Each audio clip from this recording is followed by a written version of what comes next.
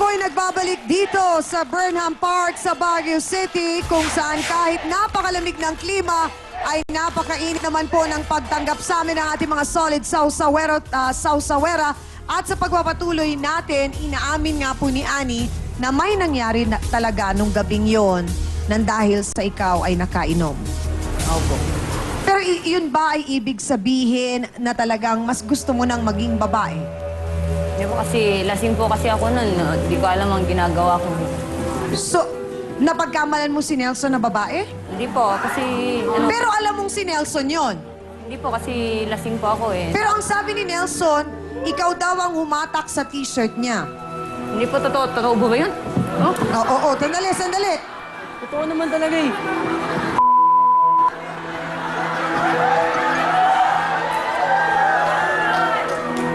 So, nung nangyari yon, nagkita pa ba kayo ni Nelson pagkatapos? Hindi na po. Hindi na.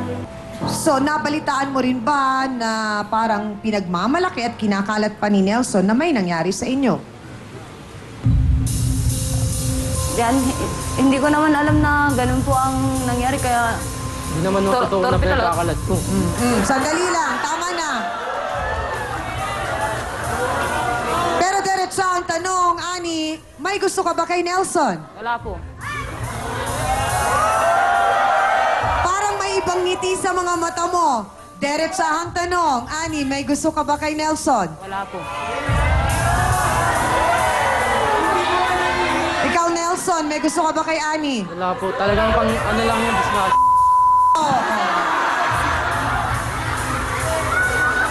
So bakit ka nagagalit, Annie? Kasi iba-iba kasi ang sinasabi niya po. Hindi naman totoo lahat yun eh. Ako bang nauna sa'yo? Sandali lang, sino ba ang unang nagpakita ng motibo? Ang sabi kasi ni Nelson, Siya naman ikaw, talaga hinatak mo yung t-shirt niya. Oh, sandali lang. Kinakabahan ako dito. Parang anong tawag doon? Yung parang nagpe-fencing lang silang dalawa.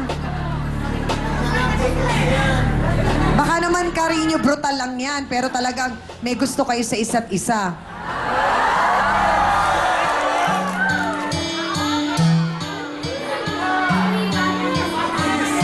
So, ang sinasabi mo, Annie, talagang nawalan ka ng malay? Opo. So, parang lumalabas, pinagsamantalahan ka ni Nelson, ganon? O alam mo ang nangyayari? Hindi ko po alam po. Kasama nga ho siya sa CR. Kasama nga ho siya sa CR eh. Paano ko yan? Hindi niya alam yun. Bakit ka ba nagpasama sa CR kasi? Nahihilo po kasi ako noon po. So, parang ang ano mo lang, Pero nung nasa CR na po kami, Oo. talagang wala na po akong ano. Tapos nung pumasok si itong best friend ni Paula. Hindi mo na alam yung ginagawa mo. Hindi mo alam, ikaw ah. ay. Pero ang sabi kasi ni Emily, nakita na nagkikiss kayo. So, wala ka talagang naaalalang, baka nag-I love you ka pa kay Nelson, hindi kaya? Hindi po. Hindi. Wala po. So, hindi mo man lang ba parang, kumbaga, narinig mo ngayon na wala talaga siyang alam sa nangyari? Naniniwala ka ba na hindi niya kagustuhan ang nangyari? Hindi ko po alam sa kanila. Nagugulan ako sa kanila. Kasi hindi ko naman nakita ng mismong mata ko dito. Oo. Ewan ko sa kanila kasi sino nagsasabi ng totoo. Pero kung bibigyan ka ng pagkakataon, kaya mong patawarin si Annie. Pero may kondisyon pa. Ah, may kondisyon. Ano ang kondisyon na yon? Hindi na siya pwedeng uminom. Hindi na pwedeng uminom. Oo, baka naman yun talaga ang kailangan. Kasi ang sinasabi mo, hindi mo alam ang nangyari sa inyo, pero parang alam mo naman daw, sabi ni Nelson. Hindi po totoo yun. So ano ba ang totoo? Kasi ang sinasagot mo lang sa akin, puro hindi totoo yun, hindi totoo yun, hindi ko alam. Ang daming hindi mo naalala at saka hindi totoo dun sa nangyaring yun.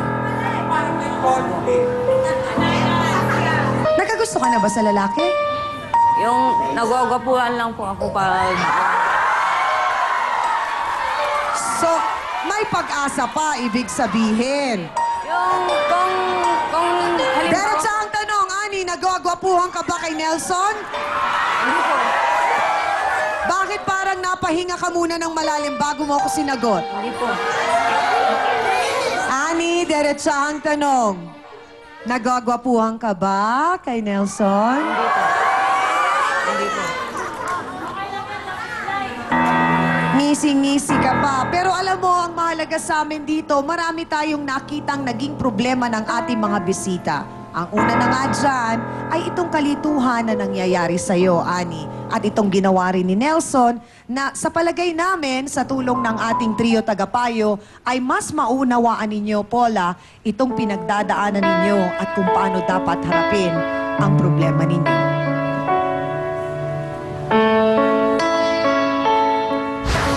Kung halimbawa, hawakan niyo yung kamay niyo sa isa't isa, sa tingin niyo may mararamdaman kayo? Subukan, hawakan mo yung kamay niya. Oh. Meron, wala? Sigurado ka? Sige, ikaw, may nararamdaman, wala? Wala po. Nung patayo na po ako, yun, nakita ko na siya, tas yun, bigla namang tumakbo siya. Pero nung talagang, nung may nangyari, nung nandun na kami sa CR po, yun na po. Pero Malaking bagay po na yung binigay naming counseling sa inyo. Nais po namin talaga kayong maliwanagan. And at the same time ay yung payong ibibigay sa inyo ng ating trio tagapayo sana talaga po pinakinggan ninyong mabuti dahil attorney nakita natin dito yung kawalan ng respeto sa pagpapahalaga sa buhay ng may buhay, hindi po ba? At higit sa lahat yung bang respeto din sa kung anong napiling kasarian ng isang tao.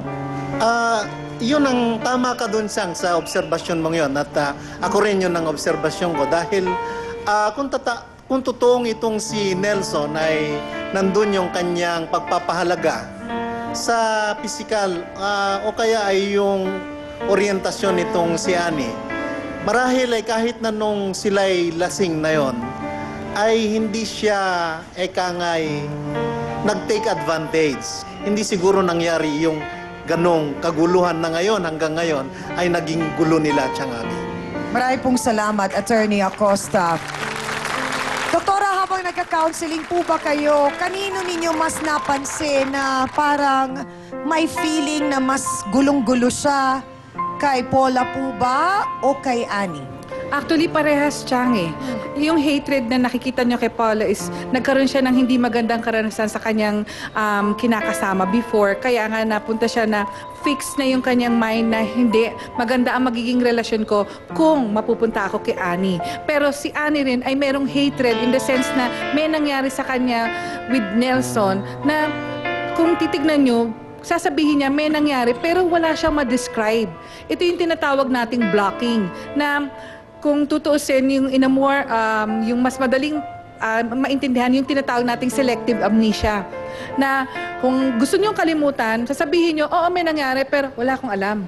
Ganon. Kaya sinabi ko nga dito kay Annie na mas maigi siguro kung kinakailangan natin ng counseling parehas kayo, kung gusto niyong ayusin ang inyong relasyon, mawala yung ganong klaseng yung pagpigil or pag-control ng yung mga karanasan na yan. Kasi chances are, pag nagkaroon ng susunod na conflict, maaring lalong gumulo yung kanilang relationship na it will come to a point na sayang lang yung tinetreasure nitong si Paula na 2 years na kami, gusto ko namang maayos ito, pero naguguluhan pa rin siya dahil eto na yung doubt na ano ba ang gusto talaga ni Annie mangyari? Magkapamilya ba siya sa kanya or yung kami ang tinuturing niyang pamilya? Yun ang magiging question na maaring ma-resolve through proper counseling. Marami pong salamat, Dr. Camille.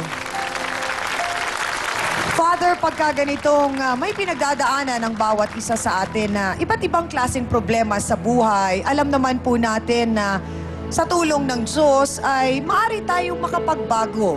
Diba? Lalo na po dun sa mga panahon na tayo ay naliligaw ng landas, pwedeng-pwede tayong magbago at makapagsimula ulit. Tama ka, Tiangani. Dahil ang batayan po ng ating pagdidesisyon ay hindi yung sarili nating desisyon. Dapat tanungin natin, ano ang kagustuhan ng Diyos sa akin? Ano ang kalooban ng Diyos sa akin? Bakit ako ginawa isang babae? Bakit ako ginawang isang lalaki? Ano ang gusto ng Diyos sa buhay ko? Pero kung minsan tayo naliligaw ng landas, kasi po ang ginusto natin kung ano ang dikta ng puso natin. Dapat ano ang dikta sa konsensya natin ng Diyos. Kaya po, Ani, oo, magpakita ka, panglabas mo, lalaki ka.